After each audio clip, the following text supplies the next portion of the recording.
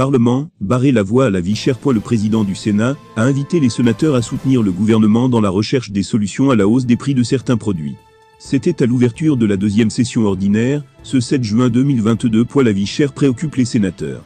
Aux côtés du gouvernement, le président du Sénat exhorte ses collègues à soutenir les efforts et autres mesures déjà prises pour relever le panier de la ménagère. Nous avons tous remarqué la récente flambée des prix de la plupart des produits. Nous devons encourager le gouvernement à aller de l'avant en apportant notre soutien à l'ensemble des mesures qui ont créé les conditions de la résilience de notre économie, a souligné Marcel Niandji-Fanji. Le président de la Chambre haute les exhorte également à être attentifs à la qualité de la dépense et à la viabilité de nos finances publiques à long terme. Débat d'orientation budgétaire. Le sujet est au cœur de cette session ordinaire de juin. À cet effet, le président Marcel Niandji-Fanji appelle les sénateurs et le gouvernement à identifier tous les investissements pour l'avenir, notamment dans les domaines du numérique, des infrastructures, de la recherche, de l'éducation et, surtout, dans le rattrapage du retard préoccupant dans l'offre énergétique. Où il vous sera possible de formuler des suggestions. Elles devront aller dans le sens de la maîtrise de notre endettement et d'un engagement plus fort pour les réformes structurelles à venir dans l'éducation, la justice, les routes, la politique industrielle, la décentralisation et l'emploi des jeunes, leur a-t-il indiqué.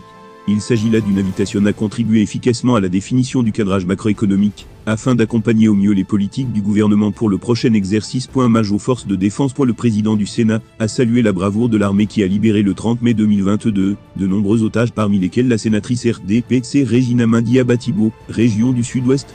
Le Sénat, par ma voix, félicite nos forces de défense et de sécurité, a-t-il souligné.